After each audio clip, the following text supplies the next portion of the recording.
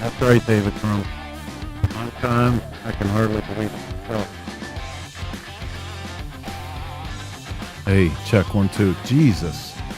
We're on time, but my microphone showed up late. David Crum, we are on time. Robin Higginbottom in the house. Mighty Quinn, hey, it's finally Sunday. That's exactly how we feel here. Paul Adams checking in from Ford City. Evil Rick in the house with Bruno Coppola, Laconia, New Hampshire representing. Yeah, my goodness. The world feels right, albeit only 1 minute late. What it was on time, a few times I felt off balance. I know, right? We can't keep that streak up. Let's be serious. We're gonna be late more than we are on time. Bill Stevens in the house. Good to see all you guys, man. Hey, listen, this is it. We're getting ready. Sunday. We're just 3 minutes out from an episode of America's first and favorite two-wheeled motorcycle talk and entertainment show, ShopTalk. Brought to you by Dennis Kirk Motorcycle Parts. If you're last minute, late ass Larry like me, they can hook you up, keep you on track. Trust me, go check them out. DennisKirk.com. Speaking of being late and behind the wall, it's almost build season. Who's doing what? I want to know what your projects are. 2.5 minutes, we're going live with this one. That's enough time for you to get a drink, kick back, relax. Give us a little post, tell us where you're watching from. Always good to see where our viewers are coming in from. So somebody said, Rick, how you doing? Didn't you have a tumble? Rick, you okay, man? Did you go down? Did we miss that? Hope all is well in any event. Daniel H. in the house. Yeah, man. Winter is coming on quick. I couldn't believe it. The other day I left my house. It was cold enough to go back in and put a jacket on. Jeez. Robin Higginbottom at our local motorcycle rally Thursday through Saturday. Right on. Get them last couple in. Josh Collins, Defiance, Ohio. Big Matt. Evening, Chris. Good to see you here, buddy.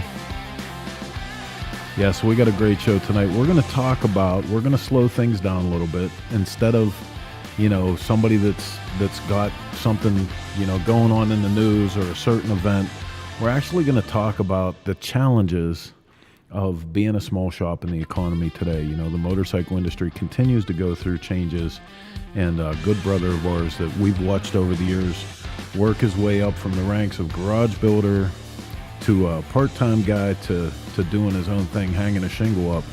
And we're going to talk about what it's like to try to make it through this, because boy, it takes a lot of commitment, a lot more than people know. That's going to be great. We got a bunch of good stuff for you. We got a shop visit to Steadfast Hot Rods. That was done by Mr. Brian Clock and Shelton Einerwald. We got some feature bikes, some products, everything that makes an episode of Shop Talk go round. Steve Burrow's in with us, Tiger Ward here. Good to see. So from Detroit to Laconia, Arizona in the house, Ohio. Dan Toast from Connecticut. What's up, buddy? Just 29 seconds now. Jeez, I guess I got to hurry up and get my job together here. This is enough time for us to get it out of the station and up onto the tracks. Let's go live with this episode of Shop Talk. Here we go.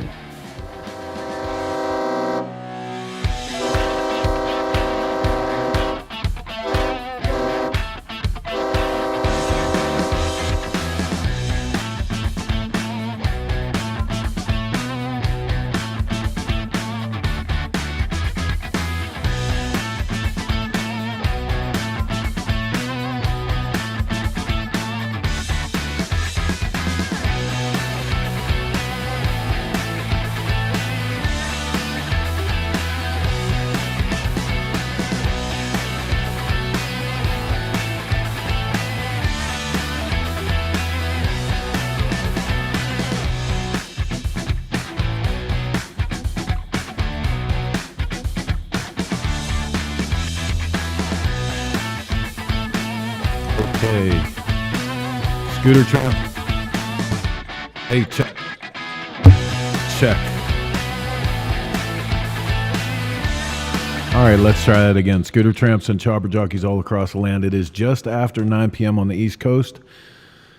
8 o'clock here in central parts of the United States, where we sit high atop Television Hill on the Clockworks campus in the Dennis Kirk Motorcycle Studio. Real quick, I want to give some shout outs. Annie, hi Annie. It's so good to see you here. And along with that, Mark Hendricks says, missed you guys at Fall Foliage. We totally miss Fall Foliage too.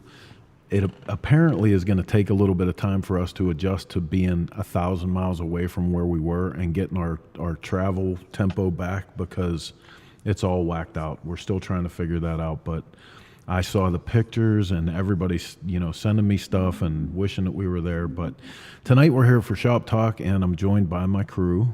What's up, everybody? Hey. Hi. Okay. Listen, you can't do it to me tonight, buddy, because the way these microphones are working, I'm like... I know, it's awesome. You're going to disappear. It's going to be great. I'm talking shit on you. So, right on the other side of our studio, they've been grinding the floor and putting epoxy primer down and shit and getting ready to paint the floor. And at first, we didn't have Visqueen over top of the whole studio, right?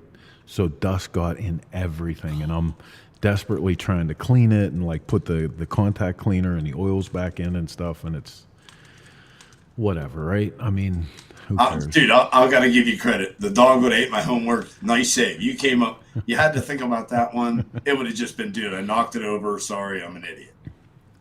So Mark Hendricks, going back next year, I want to know what Fall Foliage was like this year, because this was the year to be there, right? I mean, this was the first year that they changed it, that they came inland off of the Cape for the ride and stuff, and it sounded like it was going to be a blast. Did you see they still went fishing, though, when they all caught fish? Oh, son of a big bitch. Fish. Like actual big fish, not your big fish, but actual big fish. Your big Notice she said your big fish? Wait a minute. Funny. See that echo I'm talking about, Mark? That was it right there. I'm having flashbacks to that.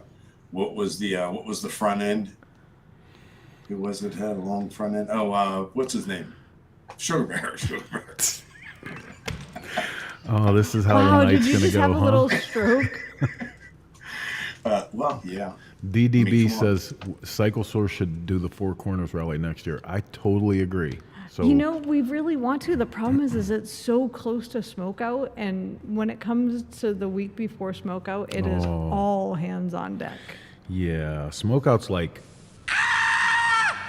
yeah, that's the week before, the week of, But we had our post-wrap meeting for Smokeout and got everybody together, and man, I got to say, I was super impressed with how everything ran this year. We're refining it. I think is that the word Brian used? We're refining it. But if you guys were at Smokeout and have some constructive criticism, we would love to hear it. Feel free to send us an email at thesmokeoutrally@gmail.com. I'd like to hear what you have to say. Constructive criticism is always welcome. I'll tell you the constructive I'm going to regret that. The constructive criticism I'm not going to hear anymore about is the garage build. Oh, listen.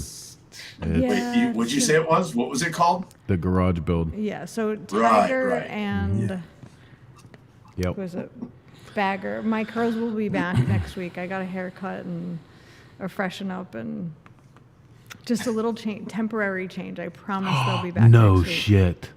Mark Hendricks says, guess who committed to come to Smokeout next year for the drag races? Nick Trask. Shut up. Shut the front door. Can you imagine? We're going to need a bigger boat. That'll be great. All right, man. So listen, lots to get to in this short amount of time. Where are my curls, right? Somebody ask about my curls for a little bit. Beautiful. I'm tired of hearing about Blondie and all her. Hey, they asked one question. Her hair has bounce. It has bounce. And her hair was perfect. Let's not get carried away, huh, Lulabelle? That's a guy down the street from us from Trenton, and his hair was perfect. So, if this is your first time tuning into Shop Talk, what is it? We're so sorry. Yeah, we're sorry, because it gets better. It does. It will. I mean, maybe we think it gets better. I don't know if you'll think it does. But what is it? It's 90 to 120 minutes of all the two-wheeled entertainment we can throw at you. We do some videos, some feature bikes. We have some guests on, and we start the whole thing off with a little segment we call the news. Hey, The you Shop took Talk my World line. Report I know. is brought to you by You Law missed it. Tigers. You Get didn't the even give me compensation a you chance. deserve. But you You're missed fired. it, Road. You with missed Law it. You're Tigers. fired. I'm not fired. You're fired. First up in the news tonight, and this comes in from Motorcycle Power Sports News, exclusive 3-day Mojave Desert Tour with Eagle Rider and Yamaha in October 24. Experience the wild side of Sin City. This actually sounds like a really cool thing, man. So this limited availability adventure invites riders to conquer the Mojave riding Yamaha Tenere 700 motorcycles and Yamaha UTVs, taking place from October 27th to the 29th. This escape offers both an unparalleled taste of freedom and group excitement just beyond the neon lights of Las Vegas. Now, you go down to the map here, you can see that it's 450 to 500 miles worth of riding in 3 days. It includes 100 miles of actual trails through the dirt. It looks like a good time. And it is. Oh, and when yeah. you consider, let's see, $1,676 plus taxes That's not bad. covers both rentals Okay. and a hotel room for 2 nights. I mean, compared to some of Oh, the yeah. tours that you see out there, that's not bad at all. That's actually, How about compared to any other time you go to Vegas? yeah, right? Vegas is expensive. Well, it depends what you do in Vegas. Like, I'm not a Well, some gambler. people are there I'm blow a a lot of people money. watcher, so Yeah. Vegas is cheap for me. It does depend on what you do in Vegas, because Vegas can be Right. very expensive. Say, well, you have to watch what you say when you say people watcher in Vegas, Heather. It's Yeah. fun. True. So I want to next, see you at the wrong place if somebody invites you to people watch. Yeah. So next up in the news comes in for dealer news, the news that local dealer feeds 4,000 children. This is always great to report this kind of giving back to a community. There's no group more charitable than motorcycle dealers, but you already knew that. From Little League to 4-H fundraisers for veterans, the local dealer is the soft touch at the center of its community in so many ways. Take, for example, Young Power Sports XL Centerville, Utah, who joined with Young Caring for our Young Foundation to gather volunteers on August 13th to create meal kits for students experiencing hunger. So this is something that's I love near this. and dear to Heather's heart. Yep. And they put together enough meal packages for 2 meals for every kid. So it's for them to take home on the weekends because I don't know, I'm sure a lot of people are aware of it, but sometimes, unfortunately, still in this country, the only time kids get to eat is when they're at school. So those summer breaks, those weekends, that's a scary time for some of these kids. So the fact that they had the foresight to do that, and 4,000 kids, that's a big deal. So good on them. So real quick, back to the comment box for a second. DDB said you could always flip-flop events, do smoke out 1 year and 4 corners the next year. Well, DDB, considering that Smokeout is like our event, like we host it, we don't just cover it. Like, It'd be kind of we kinda interesting if do we it. didn't show up. Yeah. Yeah, I don't. Yeah. Well, Sorry. Mark could probably. Mark, you got this, right? No. I'm going to 4 corners next. Yeah. Okay. Yep. Yeah. No, you're not. And that's when I killed him, Your Honor. Mm-hmm. Right there. It happened right on the show in front of God and everyone. Next up in the news, and this comes in from Lick Post. I don't know what Lick Post is, but it sounds Wow. exciting to me. Oh, Long Place where you Island, people watch in Vegas. Long Island City. Okay. Oh, I can see why they'd have a Lick Post. New York City Right. Harley Davidson to close Long Island City store, citing economic challenges. Wow. Yeah. That's New York about City another Harley dealer Davidson, closing. long-standing dealership in Long Island City, will permanently close its doors on Saturday, September 28th, according to an announcement by owner Paul Veraca. Business located at 4211 North Boulevard cited current economic conditions and limited real estate options as key factors in the difficult decision. Being somebody, here's the complicated part of these multi-line dealers and multi-dealership investment groups. We come from a place where there were 2 Harley-Davidson dealers not far from each other. One was the long-standing major Pittsburgh market Harley dealer. The other one was closer to my hometown.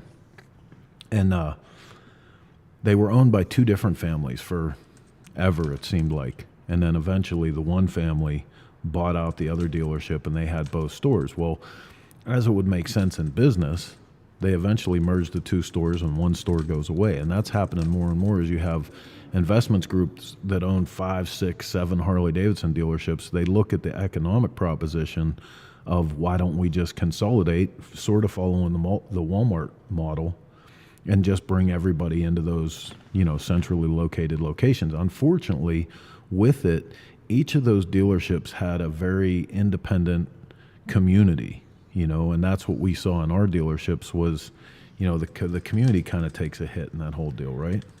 Yeah, I definitely agree with you there. Like, even though we didn't frequent our local Harley dealer a lot, when it closed, it just kind of left a void. I will say in some cases, these bigger conglomerates or groups are buying other dealerships that may close if they didn't get bought out. For instance, and I should have included this in the news, I'm sorry I didn't. Teddy Morse Harley just bought a dealership in Springfield, Missouri. They bought out Renegade Harley, so that will become a Teddy Morris Harley Davidson, but it's going to keep its doors open. And Teddy's dealerships are kind of an exception to the rule too. I agree. Like he's really done a good job from everything that I've seen. I shouldn't say that as a blanket statement, but I've heard very good things about him, and that he is a true motorcyclist and has a passion for it. Can I address Daniel H. real quick? please. Daniel, thank you very much. He said, I feel like Smokeout would fall apart without Heather. That is amazingly kind of you, but it would fall apart without Chris and Mark and the entire team that comes and does all the work. They work 12, 15, 16, 17-hour days to put it all together. So it definitely, the old adage goes, it definitely takes a village to pull that off. But thank you very much for that. Yeah, listen, let's get to this real quick, too. Tiger Ward said, let's send out prayers for Upper East Tennessee and Western North Carolina. They've lost so much due to the flooding over the weekend. And we had a half-hour-long conversation in pre-show about this. Most of our weekend was spent calling and checking in on friends and, people in our family and stuff and making sure everybody was okay. It's unbelievable the amount of wreckage that this storm left behind it. And every one of them has our prayers. Anything that we can do in passing information and trying to pull resources together, please reach out to us. But our prayers for sure right off the bat. Yeah, we were super bummed.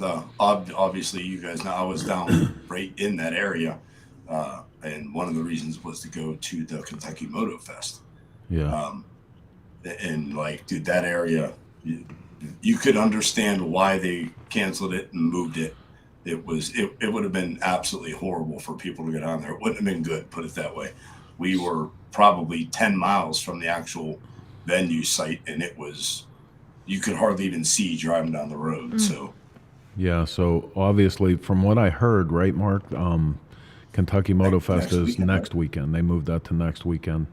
Yeah. There's a lot of people chiming in about this dealership stuff.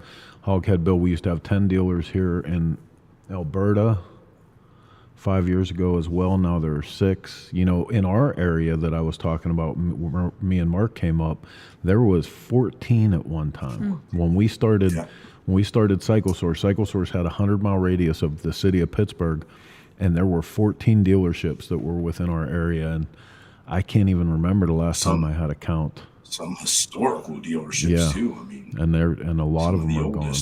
Bagger Bader says the same thing. Kansas had 7 dealerships 5 years ago. Today there are 3. Dennis Stauber just lost another dealer near him. Robin Higginbottom, let's not forget this. Lick Post, is that like Christmas Story at Triple Dog Dare You? I love you for saying that. That's so good. Hey, the other thing about that big dealership thing is, Harley, obviously, I think I've heard Heather say 100 times, if it wasn't for that V-twin, a lot of us wouldn't even be here. So You almost have to respect the original. But look at the little shops. Look at the little guys. We just had this conversation on Wednesday night about, our area. Man, how many little bike shops were there? What are we down to 3 now? Oh, dude, there were something over hundreds, over 30 when we started Cycle. Yeah, well, I'm talking like in that 100-mile radius. God, there was like a billion of them. Yep. And, now between like Tanetti, Gustavo, and, just a few shops are even open anymore. Yep. Yeah, it's a shame. I mean, obviously the internet, which, thank God for, because we wouldn't be on here right now. But, that hurt a lot of people in all reality. Yeah, so Mark Hendricks reminds us over 100 dealerships have closed since the new leadership at the motor company. It's not all driven by the economy. And, like I said, man, their businesses, efficiency is always a thing that's at the top of the list, especially in the age of ravenous capitalism that we live in. But you have to remember, like, when I was young, right?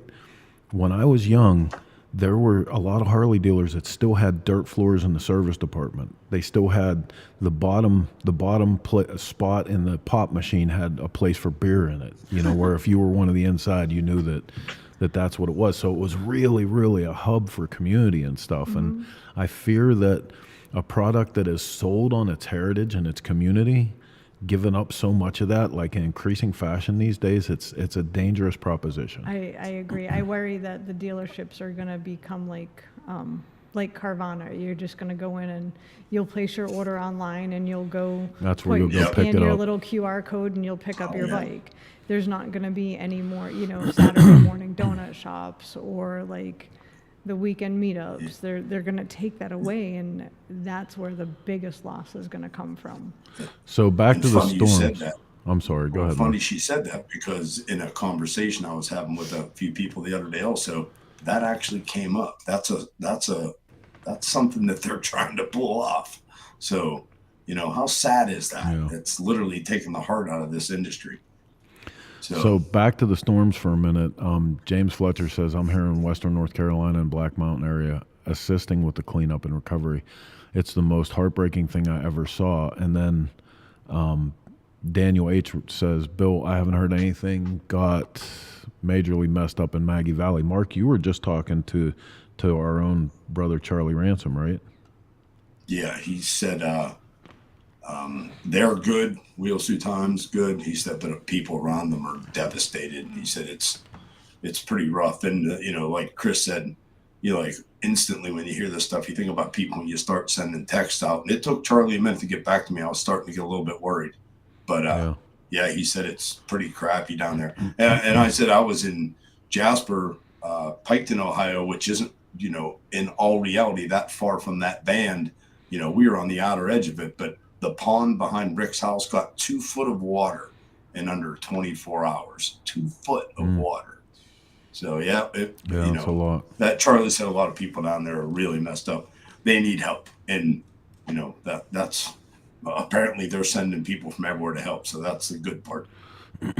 So let's go back to our last but not least news piece. Comes in from USA Today. Harley Davidson recalls over 41,000 motorcycles. So Harley Davidson recalling more than 40,000 motorcycles due to a potential for short-circuiting and increased crash risk, according to the National Highway Traffic Safety Administration. Harley Davidson and NHTSA issued the recall last week for certain FLHX, FLHX SE, FLTRX, FLTRX SE, and FLTRX SE models. According to the notice, a voltage regulator wire may rub on other components near the motorcycle engine, wearing down the outer casing and exposing the wire. This can lead to a short circuit and loss of power with no warning to the driver, warned NHTSA. This is where I have to do this. And so is every Harley Davidson I've ever owned. So clearly, none of you have ever ridden a shovelhead. I'll just say that right off the bat, because that was a thing that we called June. Could you, dude? Seriously? Oh my God! The whole place has lost its friggin' mind. Seriously though, can you imagine? Can you imagine there being like these kind of recalls back in the day of AMF Harley Davidson? Can you imagine reading the reports? Today, Harley Davidson recalled every one of their 1981 motorcycles, citing that the rear wheel will just fall off. Jeez. And we were all like, but hey, Just fix it. Let's go back to that line that in the manual: do not drink the contents of the battery. Oh, Jesus. So David Crum says, Trement and Harley Davidson in Hope, New Jersey had a dirt floor in the service department. My dad and brother, I put a wood stove in the back for Bub so they could stay warm while wrenching. Jim Grady, sounds like a new roadside sobriety test. Name 5 Harley Davidson models. Yeah, right. Hey, Brian just texted me and wanted to know, he just found out Traska's coming to the smokeout. He said the only reason he's coming is trying to rotate the earth a little more. Yup. Spinning that tire. Dude, can you imagine? Can you imagine him with one of those motorcycles going on that dirt track? Awesome. We need to make sure he knows perfectly clear. Okay. Oh, Heather's out. There you go. We lost your mic again. Do the thing. Hello. No, sir. And back to work. So this thing. Goddamn floor sanders. Damn it. Yeah, that I can't even imagine seeing one of his bikes out there. It's going to take like 8 minutes for the dust to clear. You speaking of the dust to clear. Oh, sorry. How's Heather? Oh, is that better? Am I There back? you go. Yeah, somebody needs to make sure Nick knows that it's not a real drag strip, and it's just for fun. And Well, that is fun for him now. it's a million. My shovel head caught fire more than once. Clip the wire and replace and roll on. Dude, it used to be when I traveled around with Worm and I had both had identical emergency repair kits. First of all, the seat was always on a hinge, and you had enough wire to take 2 stretches of wire the whole length of the bike. Because at any time, the whole wiring harness could just go up in flames. We were just telling a story about running a wire from bike to bike when regulars went bad so you could make it home. Yeah. Oh, man. How many times have we done that? Jamie Roberts from Bucyrus Mo, where the men are men and the cows are afraid. So, someone said that Nick has to be in the shithouse drag races. I am not riding behind that motorcycle. I'm telling you right now. Oh, yeah. Brian said that if we get the timesheets and everything figured out, that will be a real drag strip. Yeah, right. Yeah, so we can't use that as an excuse, Heather. I think that's what he was trying to say. That was a big thing that we made the announcement right before the smokeout event this year. We got the word from Pipes that by next year's smokeout, we were going to have all of the rest of the equipment on our Christmas tree, so that when you come off of the track, you'll be able to get a time slip that has your actual time on it. It'll say, Salisbury Dragway, smokeout, your time, the whole deal. So it's pretty exciting. Pipes is bringing us up.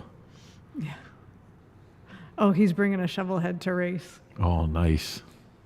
I think Nick will love smoke out. I think that's going to be totally his jam. Right on. Poppy, he's in the flood zone. Somebody said he's doing okay, got cell service back. That's about all we know. All right, man. So listen, that's all we have in the news tonight. We're going to take a minute here and look at a cool feature bike. When we come back on the other side of our commercial break, we're going to go to our guest, Mr. Jeremy Valentine, who is waiting in the wings, Joker Cycle Works, and we're going to have a conversation about the rigors of being a small shop owner today, because they are many. So don't go anywhere. You're watching Shop Talk here in the Dennis Kirk Motorcycle Studio. Let's check out this cool bike. Out of Focus is brought to you by Garage Build. Submit your build, share your passion. Powered by Dennis Kirk.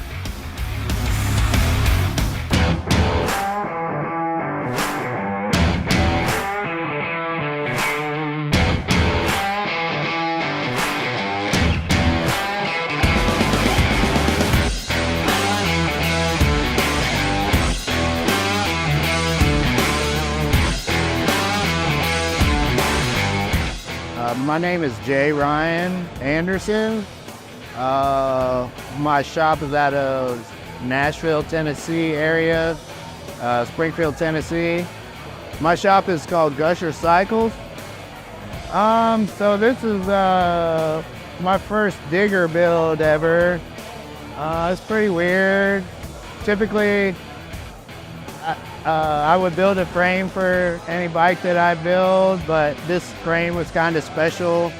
It's a Jim Davis frame from the early 80s, so I didn't want to modify the frame too much. I wanted to keep it true to that, but I also wanted to kind of break the mold on what a digger looks like. You know, typically they have like a long tank, short fender, short seat, so I was like, fuck it, I want to do a long fucking seat and a weird fender and a little baby tank, and you know, so the old Air Moppy gas tank is flipped upside down, reversed, and split in two. Like this is an old piece of a BSA B50 primary cover that I cut up and welded into a Sportster. I cut an inner Sportster hub in half and used it for the bolt behind there. And like I was trying to figure out some air filters, and I went out in my barn and found some old fence posts and just drilled some holes in them and used them for filters. I don't know. So the seat was done. I made the pan, and Wes from Counterbalance Cycles covers all my seats. I do this professionally, but when I build these bikes, it's nights and weekends, you know. And this one took me 14 months to do nights and weekends. So my name is J. Ryan Anderson. My shop is Gusher Cycles. You're watching Greasing Gears.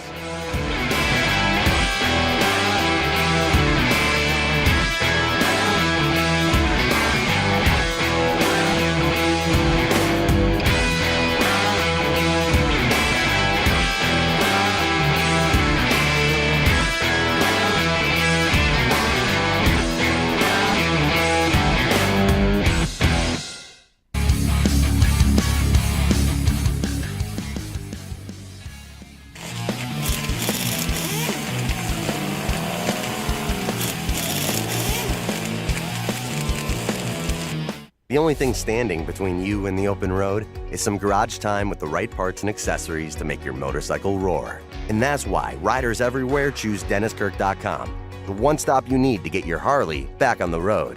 Our knowledgeable tech staff will help you navigate our more than 185,000 parts, apparel, and accessories that are ready to ship today, with free shipping on all orders over $89. So tune up your ride and get ready for the next adventure. Ride more, wait less. Dennis Kirk. This is Rick from RKB, and you're watching Shop Talk. Whether riding takes you from A to B or just lets you escape, there's a flow to the road you share. So go with it. Eyes open, and always have the Law Tigers by your side. If you've been injured in a motorcycle accident, visit us at lawtigers.com. Law Tigers, America's motorcycle lawyers. Okay, welcome back to the Dennis Kirk Motorcycle Studio. You're watching Shop Talk. I am your host, Chris Cowan from Cycle Source Magazine. If you're just joining us, you are just in time, because our guest tonight is a longtime friend of the magazine and of the show, and really just he's the kind of cat that makes all of this run, right? Because the passion he has for the stuff that he does, the builds that I've seen him do over and over again throughout the years, watching him come from, you know, a straight garage guy turning into a part-timer to putting up his own shingles and doing this full-time. I got mad respect for this cat, and he is also the purveyor of my 100% brand of mirror. Like, I use his mirrors exclusively on my choppers because I don't have to worry about them coming loose and going tumbling down the road like they always do. And they look cool. Yeah. And Mark? He's all right too. You know? He's all right. He's all right. He's okay. All right, man. So let's bring our guest on, Mr. Jeremy Valentine, Joker Cycle Works. Just Hanging Out in the Shop is brought to you by Spectral Oils. Made in the USA since 1966, the best oil on planet Earth. What's up, buddy? Hey, how's it going? Hi, Jeremy. He's mad at me. His level of excitement is down. Level of excitement, yeah. No, I'm good, man. How's things going with you guys? It's good. It's good. I mean, you know, like we said, a lot of friends and family that we're checking in on. It's definitely a hard time for everybody. So we're trying to keep that in mind as we have our excitement level up for the last bit of motorcycles this year. Right. Yeah, I reached out to a lot of people all over down south too, checking on everybody. It's scary stuff. Well, listen, man, I appreciate you being with us tonight. Let's jump right into this. Let's talk about how many motorcycles are you on now as far as custom builds, and where and when did you start? But right now I have 3 builds in the shop. I got possibly 2 more lined up. I've been on motorcycles since I was 5. Dad had brought home a Honda Z50. And always loved motorcycles. Got my first Harley when I was 19, and I could never find the parts that I wanted for my builds. So that I eventually learned some skills and started making some of my own parts, and then learning. I bought a shovel head that somebody had built and put together as 83 wide glide, and they didn't know what they were doing. So it kind of made me a motorcycle mechanic. So it was be a mechanic or pay the bills, right? Pay the repair shop. So I learned how to work on that bike, and from there I just slowly just started building my own line of parts. Now, what was the first bike that you ever got any real recognition for, that you knew that you were onto something? It was probably my Slickster bike. There's a 45 flathead with a big twin transmission behind it. Ron Finch painted it for me. Nice. Yeah, that bike, I still have the paint job for it. It's obviously gone now, but I kept the Ron Finch paint job. But the bike turned out. There's a funny story with that bike. Michael Lichter picked it out at the Vets Memorial that's how long ago it was, 2009, 2010, Vets Memorial over in Columbus, Ohio at the Easy Rider show. And Michael walked in and he had a scarf on, sunglasses, and a beanie. And he walked up to me and he goes, "Hey, that's a really nice bike." I'm like, "Yeah, man, thanks." It completely blew him off. And walked away from him. Thanks, weirdo. So good.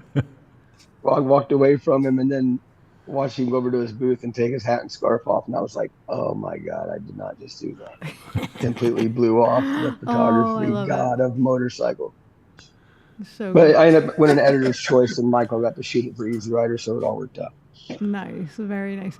So now I know you, Joker, you say it's established in 2006, but it wasn't just until the past year or so that you hung your shingle full time, correct?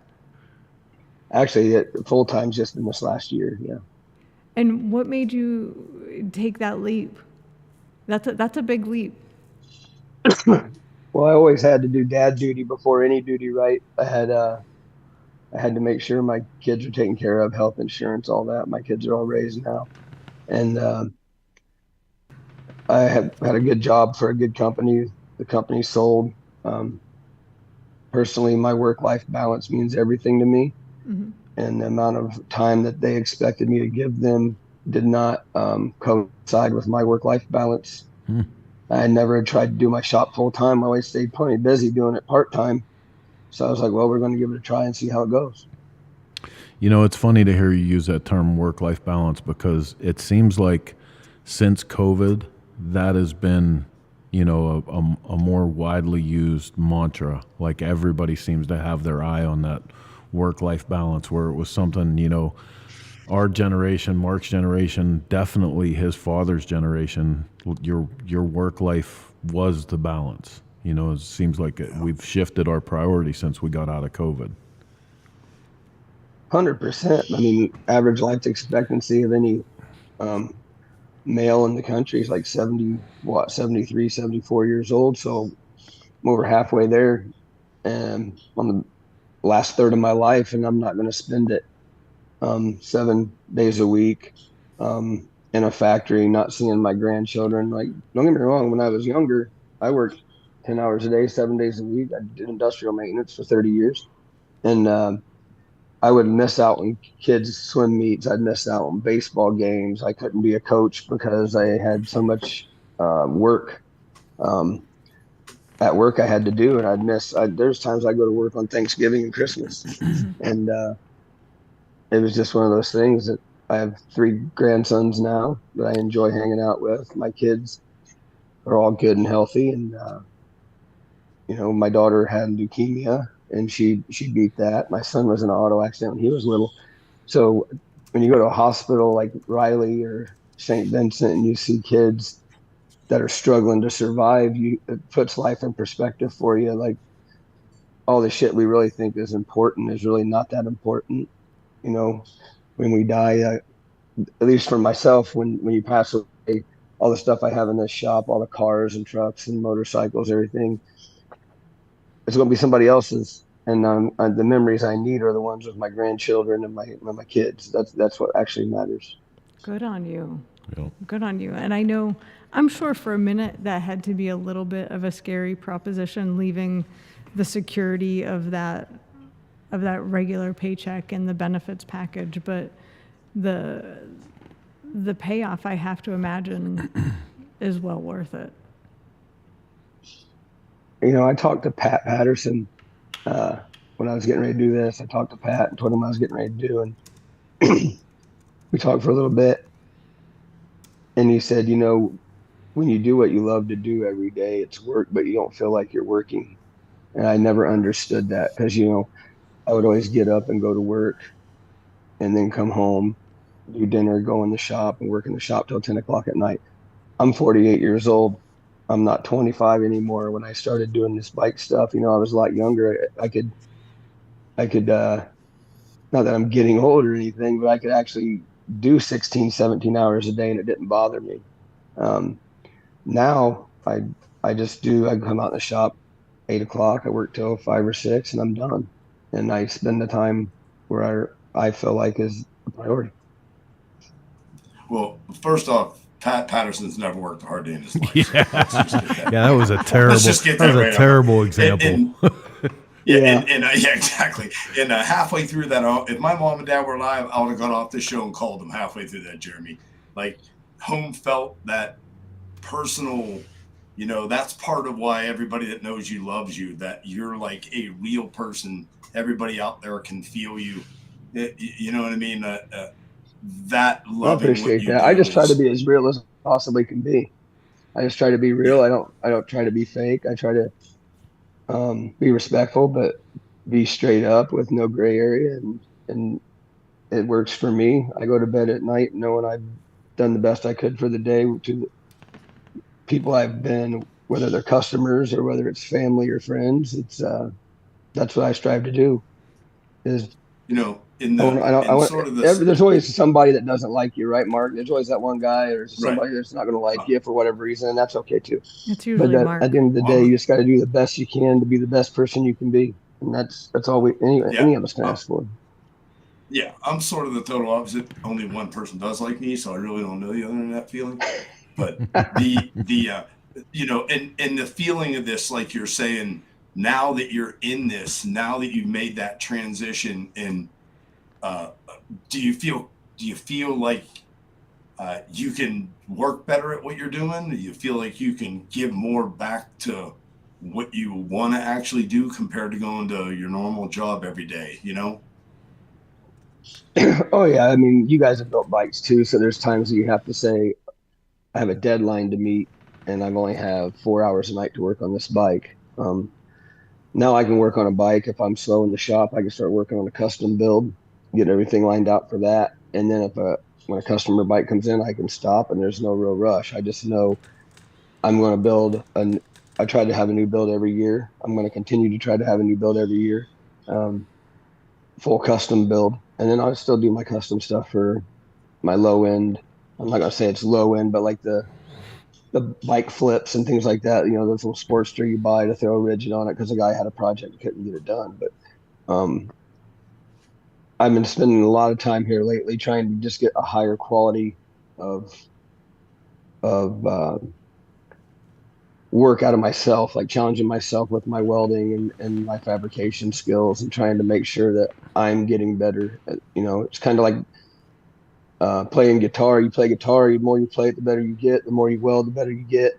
Asking the right questions to the right people, because I mean, there's certain guys in this industry, I look at their welds and I'm just like, Jesus. I mean, I weld good, but this is ridiculous. I wish I could do that. You know, one of the reasons why we wanted to have you on this week, man, is watching you through the last year.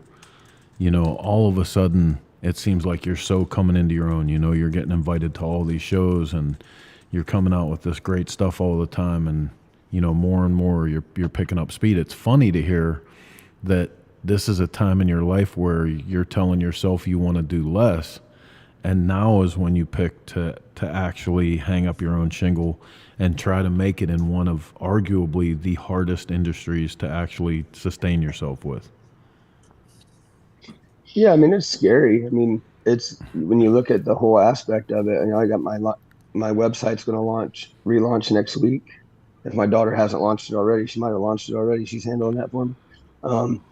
I have a great support system. My wife is 100% behind me. And you know, at the end of the day, I'm going to give it the best shot I can. I'm going to come out my line of custom parts. I'm going to give it 100%. In that worst case scenario, if it absolutely won't work, I've got 30 years of industrial maintenance experience. I can go get a job. I'm not worried about the job. But I don't want to look back when I'm 70 and be thinking, why didn't I try? Why didn't I just try? Dude, and that's exactly what I was looking for. It was exactly what I wanted to hear you say, because we've watched, you know, Heather and I, our daughter, Killer, that writes in the magazine, we've watched her, you know, struggle with the ups and downs of what she went to college for, you know, and the thing that I tell her to try to get her through all the time is like, hey, no matter what goes on right now, if you would have never threw your hat in the ring, if you'd have never taken a shot, years down the road, you might never forgive yourself for not trying it. Absolutely. I mean, nobody starts anything to fail, or nobody should start out on the path knowing you're going to fail. You're going to fall down. You have to pick yourself up, you know, dust yourself off. But if you don't try, then you're never going to know. And I've had a passion for motorcycles my whole life. And there's nothing else other than spending time with my family. There's nothing else I want to do. I mean, it's demanding. I do a lot of your guys' shows. I don't go to every show you guys have, but I try to support and go when I'm in the area. But the amount of shows that me and my wife do in a year, and I mean, that's demanding. You know, all three of you guys know how demanding it is to be on the road and try to get your stuff done and meet your commitments and keep everybody happy. It's a huge understatement if you haven't done it to understand actually what goes into it. Absolutely. To make it all happen. Absolutely. And I mean, you know, Mark has been in the position for quite a few many years, you know, that he splits his time from being out on the road with us and, you know, having a full life and career and everything back home. So I know you get that too. Oh yeah. But, you know, luckily, I guess I'm saying luckily, and it's not luckily, you know, I don't have to, I'm out of that. So now I'm trying to find things that keep me in this a little bit more. So on the opposite end of you, Jeremy, after, you know, it's 34 years I've been self-employed, but 20 of it have been for one personal company as a sub, and they just let me go. So now I'm almost in the same position you are. I mean, like me and Chris and Heather have heard this a million times. For 8 years, I wanted to walk away from this place. Now that I have the opportunity, that fright that you feel, the nervousness of going out and making it happen. And, you know, I'm not going into custom shop building like you are, but I mean, that goes for almost anything that you're going to try and do fresh start at. But dude, with the product that you've put out that we all use and everybody knows and loves, knowing you and how you are with your passion, you're a home run no matter what direction you go in, because you care about what you hand people, which is a lot different than saying, oh man, I'm going just my own because I can make a ton of money. You're not in it for the money. You're in it for the love of it. Sort of like with Chris in the magazine and Chris and Heather with everything they do. You know, it has more to do with what you give back than in the long run what you receive. So hopefully you don't have that struggle on that end. Especially too, because he's one of those guys, like, he's always looking for the opportunity to be more a part of the community, you know, what he can bring to the table, throwing breakfast at an event that we're all at, or, you know, playing a bigger role, you know, in the community part of this. And, you know, then when you bring his girl into the picture too, it's just like me with Heather. You know, more people were waiting for Heather to show up, and she just happens to be riding with me. That's so unless roadside's around, then he's just out there to see my wife every time she walks by. Hence weekends roadside. No, I would say this, Chris. When I was at Smokeout, you guys announced the winner of the garage build thing, and one of the garage builders came up to me and he was like, "Man," I go, "Hey, man, you built a cool bike." He said, "Well, I lost." I go, "Lost what?" He goes, "Well, I didn't win." I said, "Okay, so you didn't win. It doesn't mean you lost." I go, "Well, what did you lose?" I said, "You built it. You set a deadline for yourself. You met the expectation. You did the best you could with the time frame you had. Built the coolest bike you could. Brought it to this show. Rode it in. I watched you ride it in." Yeah. I said, "You're hanging out with all of us." I said, "You're going to be on Grease and Gears TV. You got to be a part of this show. You've been in the magazine. Tell me where you lost." Amen. And one of the I don't 12 understand. finalists. Yeah, that's so a couple people might have known the little bit of grumblings that happened after the garage build thing, and I didn't get it because it wasn't about the one place that someone was going to be the winner of that. It was the whole process of coming from 50 some builders down to the 24, down to the 12, down to the 6, down to the one that won. Like that whole process was so cool, and the whole thing is meant to inspire people to build motorcycles. So if you came out to win and you didn't come out to be part of that whole deal, yeah. If it's about the trophy, dude, stay home. Exactly. I mean, I tell guys that all the time. I've done podcasts before. They said, when you take a bike to a show, if you don't win, how do you feel about that? I'm like, don't care. So I go to the show because I want to go to the show. I want to be a part of the show. I want to see my friends at the show. I want to look at the other bikes in the show. Because it's hard to do anything that's never been done before, but we all feed ideas off each other in the conversations that you have. Yeah. That's what it's truly about. I mean, right there behind me over here, I don't know if you can see it up there. I got a whole shelf of paperweights up there that I've won at Easy Rider shows and stuff, and they're cool. It's fun, but at the end of the day, the relationships I've built from going to those is what it's really truly all about. Oh, and that's something I've had to take, myself. Like I almost never get to win a show. Like when I show up with a motorcycle to a bike show, I don't even have it in my mind that I'm gonna win because of how many years I was disappointed that I'm the magazine guy, and everybody goes, "Well, we're not giving you a trophy," and I'm like, "Okay, but I also build a bike." But what I learned over the years was having my motorcycle in a show and getting the kind of feedback from people that come by and they, hey, the way you did this or the thing that you did here, or seeing some of that stuff show up on other motorcycles, it lets me know more than what that trophy would, that I've made an impact and I was part of something. You know what I mean? Saying like as you were talking about the trophy thing, probably one at which I'm sure Chris is going to be on this with me. One of the coolest things ever is when somebody you've looked up to for years and years comes up to you and says, "Dude, look at that! Like you did that, and like how'd you do this? What'd you do there?" And like that Mondo thing in Sturgis, that I couldn't even reply to him when he was talking to us. The three of us were standing there by the bike, and I had to look like an idiot. So. Yeah, Mondo took time with us and gave us props on the chopper. Like that next to that, my very first scratch built frame, Dave Pirwitz got down on his side and laid down next to my bike. I've never been so scared in my life as having Dave Pirwitz examine something. He was like, and he got up and he goes, "It's a really nice frame." And I was like, "Oh, Jesus, I want to die right now." Yeah. That's one thing I love about like being invited into your Legends Gallery this year was as an honor for me. I'm very proud of that. And I love how like the BC Moto, and I love how that show is. It's more of an art exhibit to showcase people's work. There's no trophies. Not that I could care less about the trophies, but there's just no expectation. It's just brotherhood, builder brotherhood and camaraderie.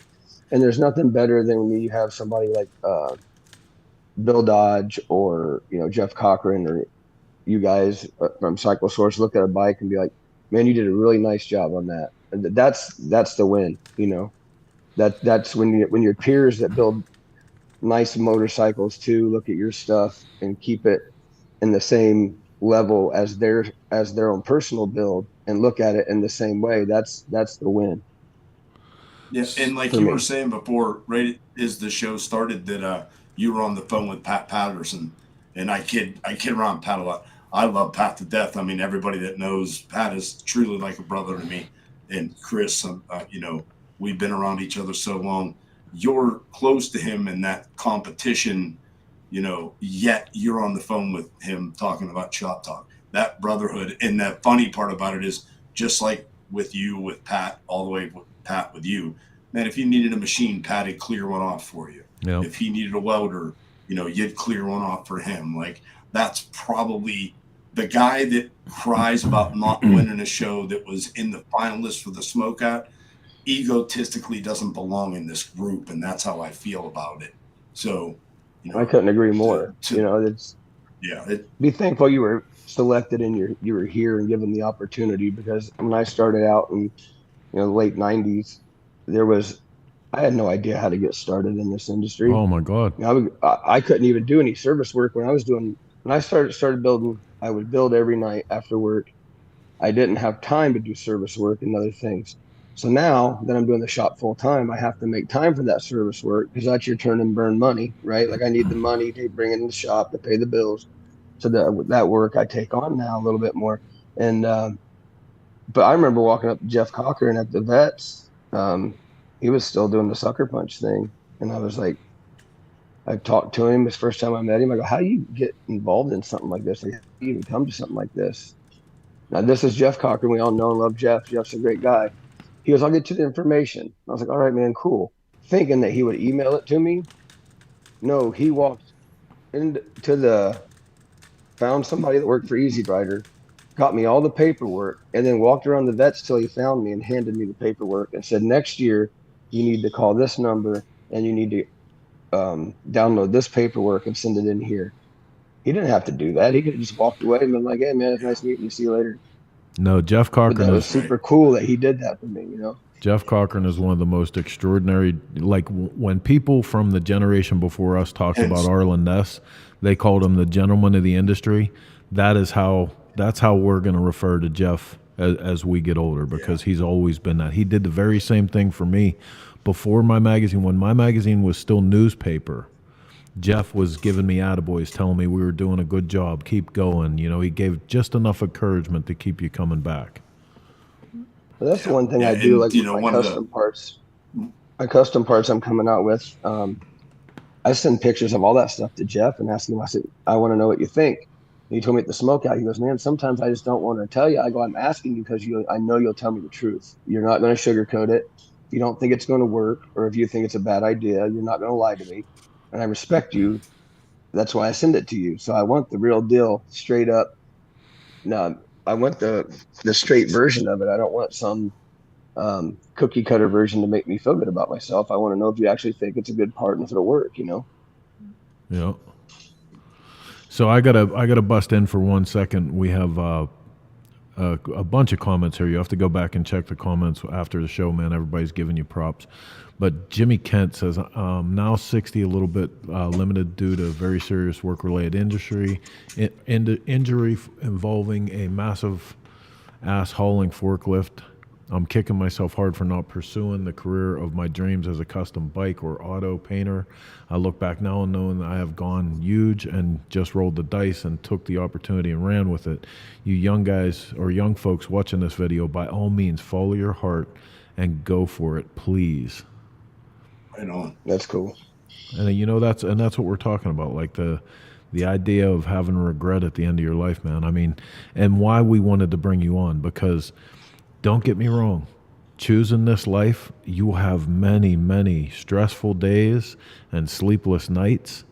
But, you know, I wanted to bring somebody on firsthand that has had to make this transition and make those choices, because at the end, I've always felt, you know, almost 30 years now, I've always felt like that was worth it. You know, the squeeze was worth the juice, or whatever the hell they say. The juice was worth the squeeze. You almost had it. Yeah. You almost had it. I remember the first time I went to Daytona on the chopper that I built, and I got to ride down the A1A, a white bike that I personally built, and I can't describe that feeling to anybody that ain't. You have to have done it to understand that feeling. Everything, you know, it's different. You know, everything under you that you're setting on is because you done it, and if it fails, it's because you didn't do something right. You know, and just making sure you have the pride you feel when you do that. That in itself is worth. You can't buy it. There's no monetary value you can put on that to feel the pride of riding a machine that you built and putting the miles on it. And me and my wife ride my green pan shovel chopper all the time. We ride it everywhere, and I get compliments all the time. Most of the time, if I go to a bike night, it's "Hey man, that's a cool Iron Head Sportster." I'm like, "Hey man, thanks a lot." Yeah, not so much.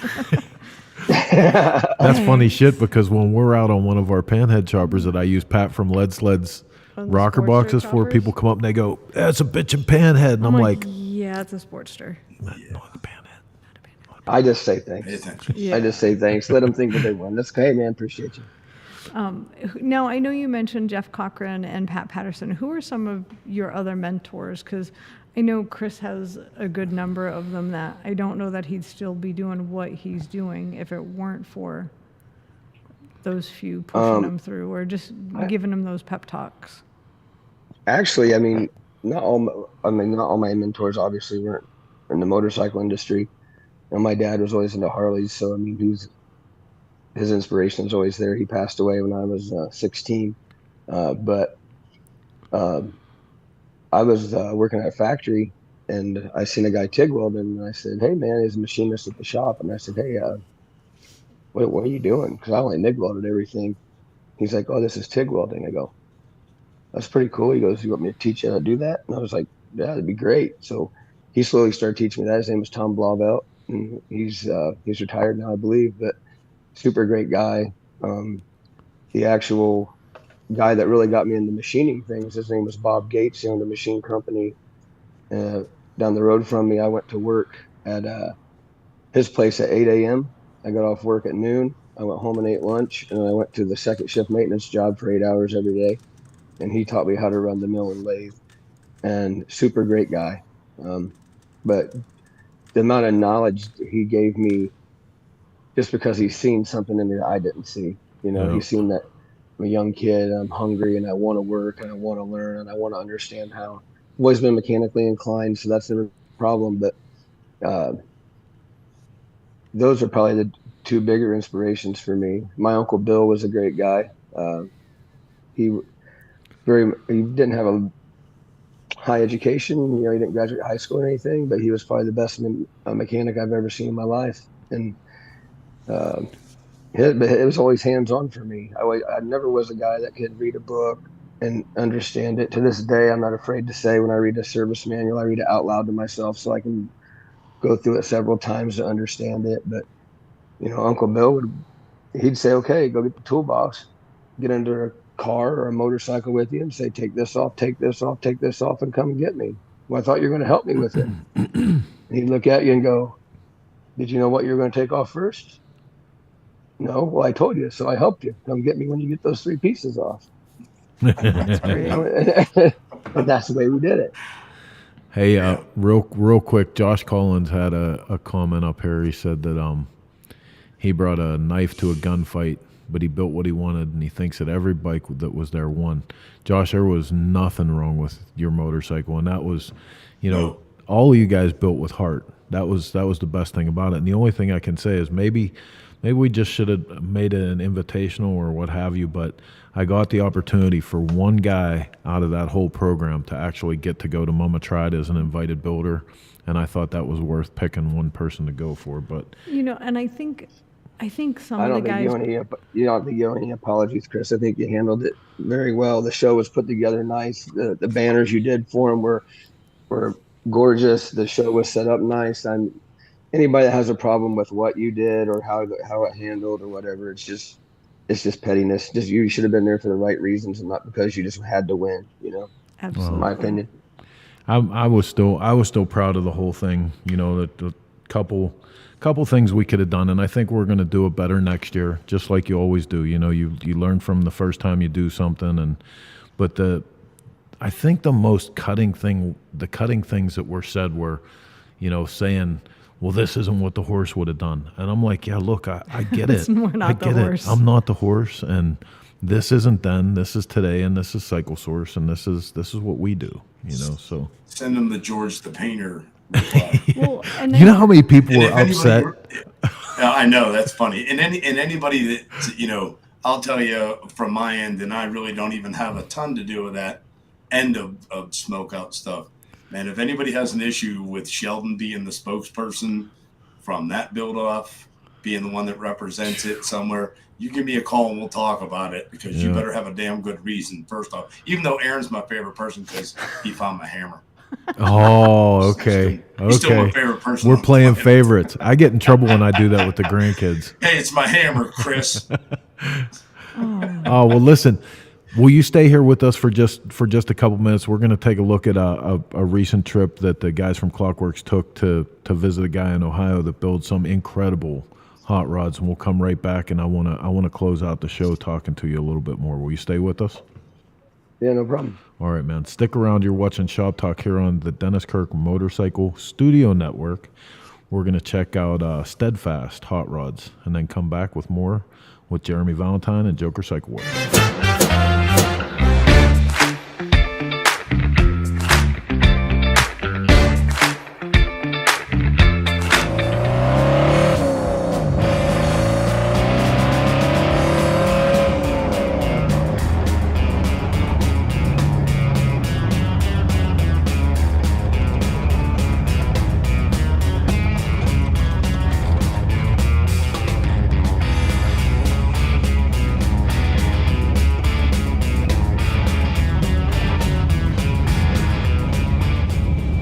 We just traveled across the country from South Dakota to none other than Belleville, Ohio, home of Steadfast. And this is my friend Henry Richards. We got introduced through Jeremy Senior at Lucky Strike Design. In Daytona, we're sitting there chatting one day about carbon fiber and maybe good, maybe bad, all these things, right? And we started talking about, I feel it flexing when I'm going in a big sweeper and I'm really cranking on it, and there's plenty of curvy roads in your country here, right? And so you said, I'd really like to build as much of a raw metal bagger as I can because I'm a metal guy. Fast forward and I met Henry, and I saw these chassis and I saw the things, and then he took me for a ride in one of his cars, had all the stance, had all the handling, had all the cool you could possibly want. And I thought, if I can't ever afford anything, I would love to have Henry build me a chassis for this thing. But there was one little caveat. I wanted a poly motor in it, an old Chrysler 318 polyspherical motor that they made in the 50s. And stay tuned. It'll be exciting to see what happens, huh, Henry? Yeah, and Eric, if you're watching this, it needs to sit like that, baby.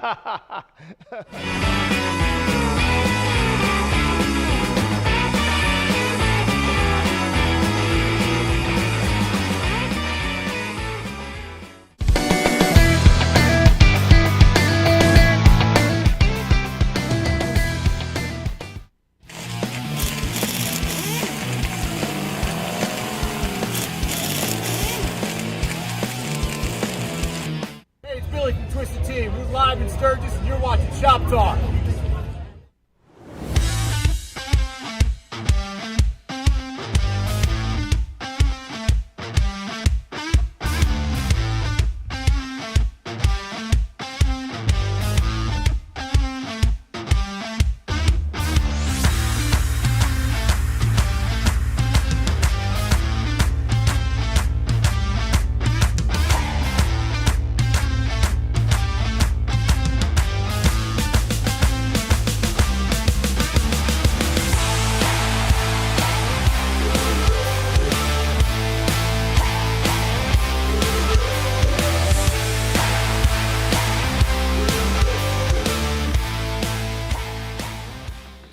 Okay, welcome back to the Dennis Kirk Motorcycle Studio. So that video that you saw is 2 minutes of an over 20-minute piece where they visited Henry Richard at Steadfast Hot Rods, and it was a killer episode. You want to go and check that out today on greasinggearstv.com, or if you wait until next year when this year's season of Greasing Gears is over, you can catch up with it on our YouTube channel. Why would you that want to wait a whole year? I know, it would kind of suck, no. right? It would suck.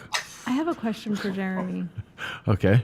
So, Jeremy, if you could go back to 20-year-old gearhead Jeremy, what piece of advice would you give yourself?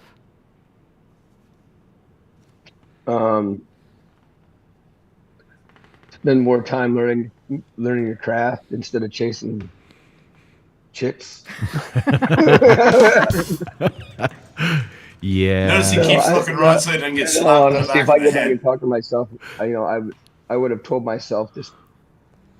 I literally missed out on a lot of my kids' stuff when I was younger, due to just work and then doing the shop and trying to get my shop started. So I missed out on a lot of things.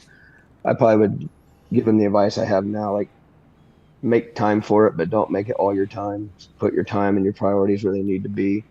And I have a great relationship with my kids. I think my kids are awesome. They support what I do too. And we've had long conversations about it. And I just had a conversation with my son the other day. He's 25, and he said he has 2 boys. And he said, Dad, I really wish I could give them more. I said, what do they need? And he said, well, what do you mean? I said, got a nice home, a roof over their head. I said, all your bills are paid. There's food in the refrigerator. I said, give them you. Amen. That's what they want. Amen.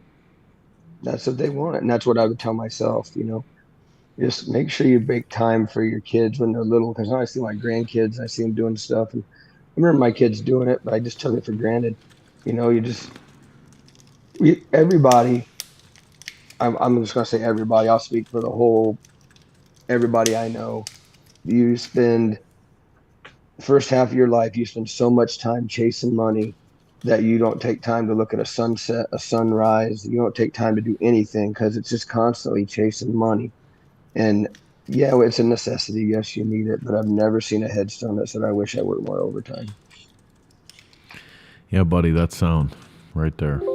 Heather and I were just having this conversation, because in my lifetime, I've watched guys that I went to school with, who were totally happy to stay on the same path that their father and their father's father in the Pittsburgh steel mills. And they went to work right after high school and they had great careers. And I was always the guy that was like, I'm never doing that. I'm getting the hell out of this town. I'm going to do something with my life, blah, blah, blah. Well, as we all got older, I got to see those guys now have the proposition of retirement, and they've raised families and they've paid off their houses. And, and I'm sitting there all the time going, this life has been amazing. There's no way it'd be a disrespect to the universe for me to turn around and question it. But, did I do the right thing? Should I have just got the job and went for that security? And, and at the end of the day, I don't believe that's true. That the experience and the fellowship and everything that goes on, it outweighs that financial security. I think you're 100% right. Sure, I'm just going to, myself, I'll never retire unless I physically can't work. When I'm in my shop out here 10 or 12 hours working on something, I work on it all day. Or if I have, a day of service bikes I have to do or something, I work on them all day. I go in and I don't feel like I work. I'm working, but I don't feel like I work. It isn't like, pulling 150 feet of number 2 THHN copper through conduit, by hand, or with a puller. That's work. That's labor intensive work. And yeah, sure, I might go in the house tired and everything. But as far as retirement, yeah, I mean, I know a lot of guys that work good jobs, they retire. I've had friends that work great jobs, get their retirement, retire at 65, and they pass away at 66. Got cancer, or their heart gave out, or their ass grew to their recliner and they don't want to do anything anymore. And I don't want to be that guy. I want to get as much as I can in. Why I see it for how I see it is, I see it for what it is for me. Everybody's life's different, but I want to make sure that I capitalize on every moment that I can for the last third, if that makes sense. Yes, sir. You're a wise man, Jeremy Valentine. I'm going to say this as a public service announcement, just in case guys that are out there, I don't know if it's my age or what, but you said that thing about your ass growing into your recliner. There is a dangerous thing going on right now. So when I leave the house in the daytime, I put the Disney Channel on for my dogs. Swear to God, Mr. Smalls is like a little child. He's like he's my little special child. So he likes the Disney Channel. Spider-Man in the morning. I usually come home in the afternoon. He's watching Bluey. But there's something going on with the Disney Channel. Now, this is going to sound like conspiracy theory, but I'm telling you right now, you cannot sit down in front of that TV for 2 minutes and watch what's going on in that channel without getting sucked in, and all of a sudden you're staring at it. It's a half an hour later, and I don't even want to watch the shit that's on there. But it's how many Disney movies did you watch this morning? Oh my God, it was terrible. I watched like 3 Disney movies today. Me and the just so dog. you know. I blame it on the dog. He sucked me in. You know, he has Heather those. has goldfish. Notice. Oh yeah, they has were. Goldfish. I'm like, what are you doing there? He's like, Yeah, so Small said, I don't know. if you want to stay active, don't watch the Disney Channel, or don't put it on for your dogs. Is what I'm saying. you're such a goofball. Well, luckily, I don't have to worry about any of that because, I mean, my list's perfect. I wouldn't change a damn thing, you know? Oh, shut up. No concerns at all. Well, listen, man. Like I said in the pre-roll before we brought you on, you're consistently, you and your girl both are two of our favorite people to see at any of these events. Walt. Every time we get a chance to run into you. What'd you say? Walt. Me and him are going to be Walt next year. It's Smokeout. So, is there going to be Smokeout again? I feel like we left it. There is already a 2025 Smokeout folder on the computer. So I know, yeah, but it's I happening. feel I've already like started. I feel like we left it all on the field this year. You know? Oh no. That's one of the hardest things. I got to tell you, like, do you ever feel this way, Jeremy, when you do a bike? You're like, you give it everything and you're like, this is it. This is the one, like, I killed it. And then you're like, damn, how am I going to top that? That panhead I just did, I mean, that thing turned out gorgeous. Yes. And it's probably one of the nicest bikes I've ever built. But I'm still the guy that can show you everything I should have done different. Man, I should have done that better. I should have took more time with that. I should have spent more time with this. And, I gotta tell you, the one I'm partial to, man, is this motorcycle. Oh, yeah, for sure. Yeah. I love this bike. You want me to tell you a little story about that bike? Yeah. The bike's called Justin 81, and it's an 81 shovel. A friend of mine, his son passed away, and he wanted to do a tribute bike for his son. He says his boy was a well-built kid, passed away, and he wanted to do a tribute bike to him. And I said, well, I kind of don't do the whole murals and things like that. I said, how about, let me think about it. So I called him up and I said, you still want to do that bike? He said, yeah. I said, so let's take and get an 80. I said, what year was your son born? He said 81. I said, so let's get an 81 shovel head and go through it, and we'll build a clean, beefy looking little bobber. And instead of his name is Justin, and the bike is an 81. So on the oil tank, it has just JUST -N -81. So for him, he knew the bike stood for Justin 1981. But when you look at the bike, like at a show, it says Justin 81.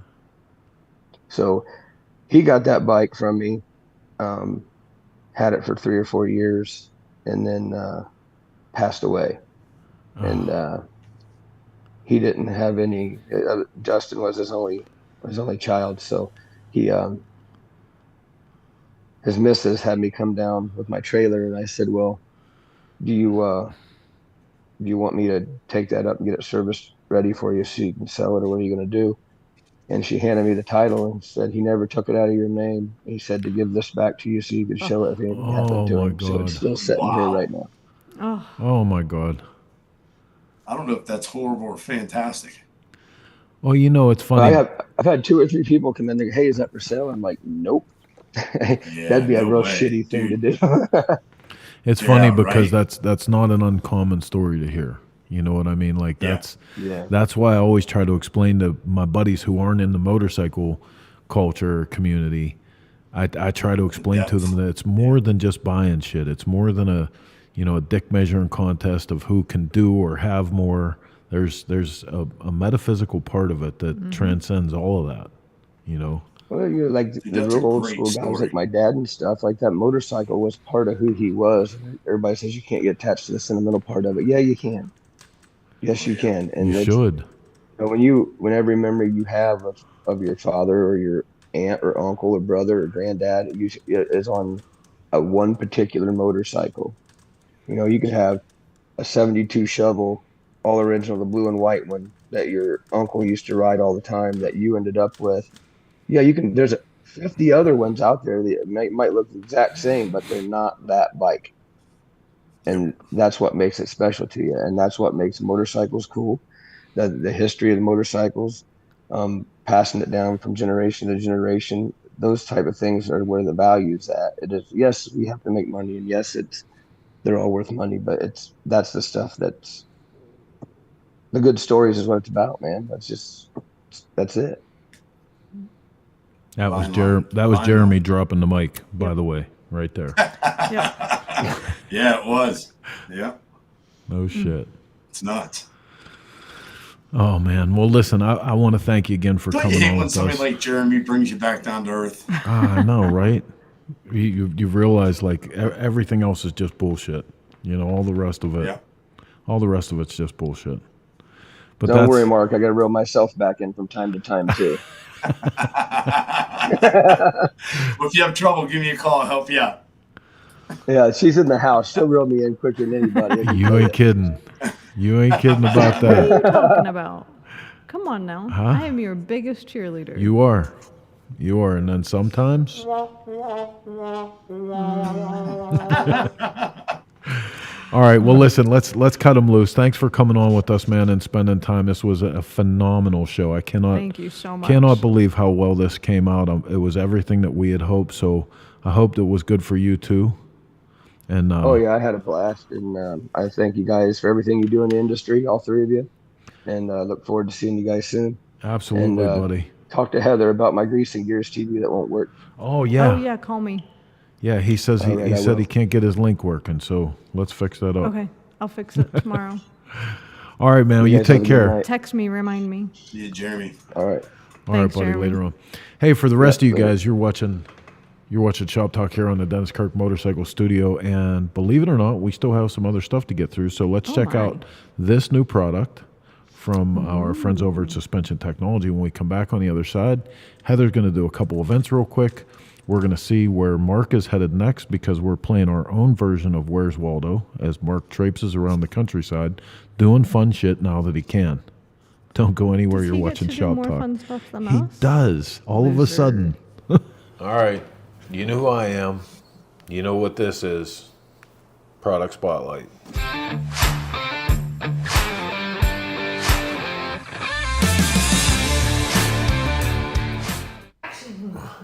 Okay, so today's Product Spotlight comes to us from the good people at Suspension Technologies. Always make a great product. If you have been following along with the Twisted T FXRT build, you know that we put a complete set of their progressive springs in the front end of the motorcycle. We're going to back that up with their RT Performance Series rear shocks. This is a fantastic product.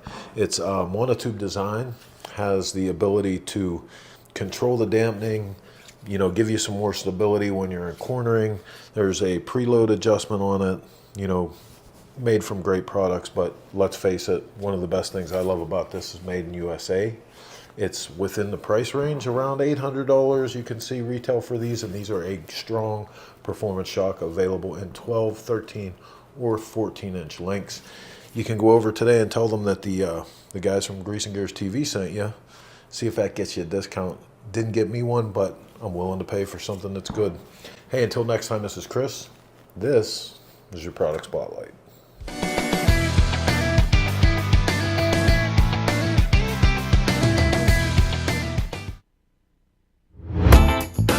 Shop Talk is brought to you by Cyclefish. Cyclefish, the most complete list of motorcycle events in the U.S. Oh my God, look at that. Ooh. Look at that. Look at that. Moto Beach Classic. Saturday, October 12th at Bolsa Chica State Beach in California. I can't see it. It's too small. Hey, easy now. It's too small. Easy. It's too small. Loser. You might have to do events until I have a screen. Okay, here you move. Let me be an old lady. You move your mouth, and I'll do the talking. All right, so Chopper Time, Chopper October Time. 17th, the world's greatest chopper show on earth, Willie's Tropical Tattoo. All 100% of the proceeds go to the Veterans Support Fund. If you're at Biketoberfest and you have a cool chopper, you should be there. If you're not there, you're probably a loser. Can I get an amen? Born free, y'all. Born Free, Texas at the Yellow Rose Canyon Ranch, October 17th through 20th, 2024. Go check them out, bornfree.com. Lone Star Rally. This is our last event of 2024 for Chris and I. Also one of our most favorite ways to close out our rally year on beautiful Galveston Island. With 300,000 or 400,000 of our closest friends. But that weekend on Saturday is our annual, 10th, 12th, 13th, something or other. You know, I don't know. I lost track of that one. It's been a long time. Custom Bike Show awards in over 25 classes. I'm actually going to add a few more this year. I think we're going to throw in a VICLA class. And maybe an engraving class, because some of the stuff that I've seen the last couple of years when you've been absent have been outstanding. So I think we need to give a nod to some of those, but we'll talk about it. But great way to end the year. Come see us in Galveston Halloween weekend. The weather started getting rough. You mean that absent? Yeah.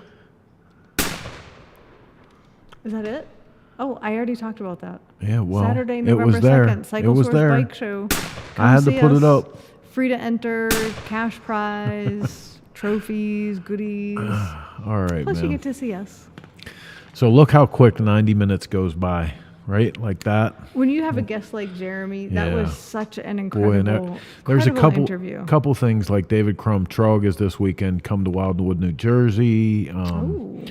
Kieran reminds us that this weekend the Indian Larry Block Party was epic. I hope somebody turns in some video or something from there, because I wish we had been there. We Kieran, wanted if to you be have there pictures, so bad. write us a story, give us something. And he said, and Speakeasy Motors open house was yesterday. That was awesome too. Oh, I know, dude. I was actually talking about that this weekend or this week. Yep. So yeah, if anybody's out there and wants to submit some pictures and a story, would love to have it, because we can't be everywhere all the time. No, and like I said, it's honestly taken us a little bit of adjustment period to get used to being dead in the middle of the country, because it's easier for us to get to a lot of stuff, but harder to get to some other things. So Yeah, and I think just in general, the adjustment, who in the motorcycle industry moves at the beginning of motorcycle season? yeah, Us idiots. dumbasses. So from the video I was talking about earlier, we have started on the fall season of Grease and Gears TV. Yes. All kind of great stuff going on here, from new test ride stuff, Vintage Soul event with Kevin Bass up in Prior Lake. The full episode of Steadfast Hot Rods is up. Yeah, the final episodes of how it was built, and Barnyard Biker hitting there.